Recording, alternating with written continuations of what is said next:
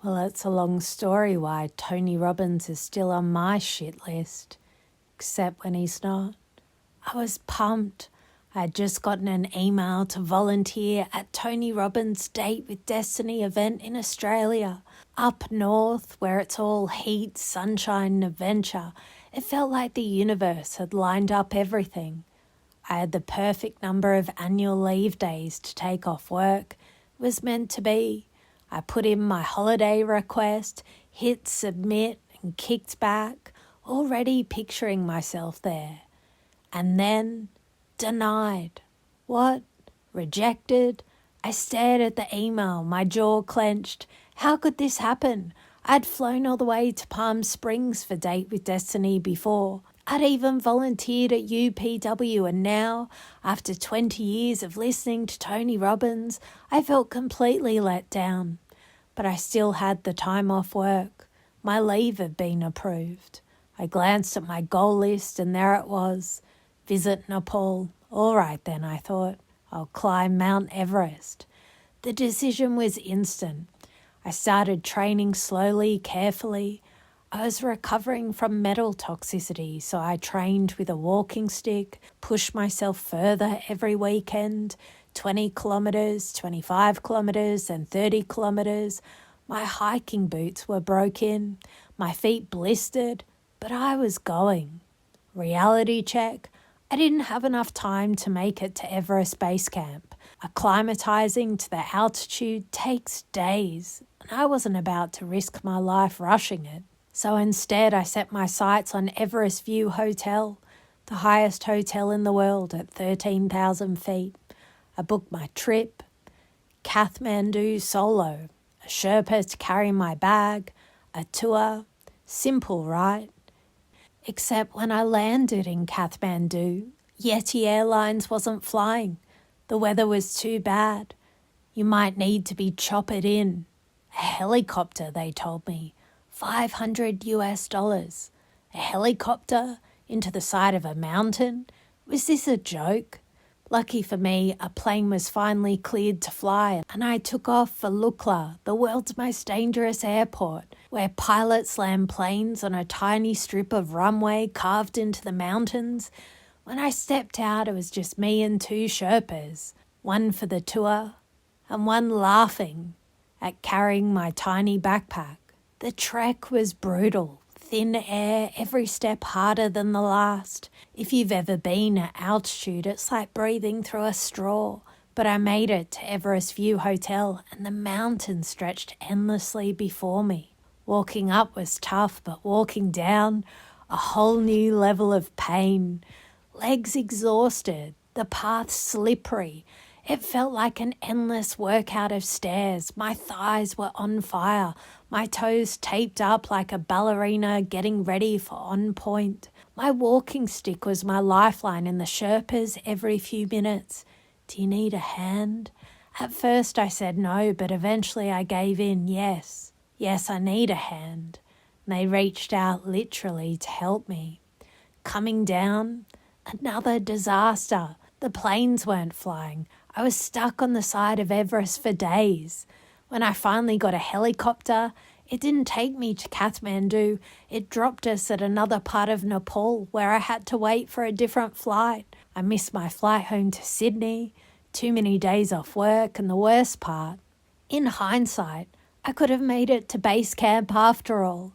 So there I was, stranded in Kathmandu, drinking beer, eating lentils, watching cricket on TV and taking a last-minute yoga class because, why not? Hopelessness hit me more than once on that trip, but I left with incredible photos, unforgettable memories and a whole lot of unfinished business. And Tony Robbins, still on my shit list, except when he's not. And all that discomfort and all that exhaustion fading now. So you begin to realise how easy it is to let go. Because that feeling, the weight of uncertainty and overwhelm, it's not so different from what you've carried, is it? The responsibilities, the expectations, the endless need to keep going, keep climbing. But you don't have to feel that way anymore. not now, not here, because right now you can set it down just for a while. You can take a breath deeper than the ones before, feeling that weight begin to shift, to lighten as you realize you can relax, you can let go. There's nothing to carry, nothing to climb, no rush, just the sound of my voice, the steady rhythm of your breath, the way your body begins to settle, sinking into comfort. And the deeper you go, the lighter you feel. And it feels good, doesn't it? To finally breathe. And as you continue to settle, to relax, perhaps you've already begun to notice how the mind can drift, how thoughts can come and go, how some feel heavier than others. Maybe it's a weight in the chest, a thought that circles back again and again, a stillness that feels too still. And yet, as you observe it now, just observe, you might begin to notice that it is just that, a feeling, a response, not a definition of who you are. And if this feeling had a voice, I wonder what it would say. And if it spoke back if you asked, what happens next? Would it have an answer? Because here in this space, the future's already forming with each breath, with each moment. Something is shifting. If you say or do this, what happens? If you hold on to this thought, where does it take you? If you let it go just for a second, what changes?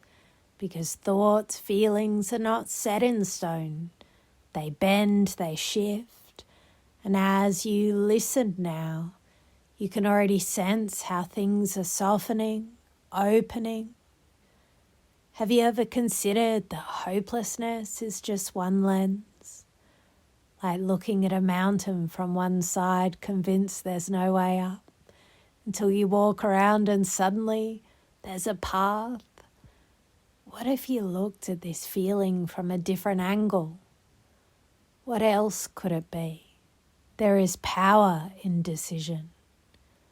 Right now, in this space, you are choosing, noticing how you feel, noticing how things shift, recognizing what serves you, letting go of what doesn't.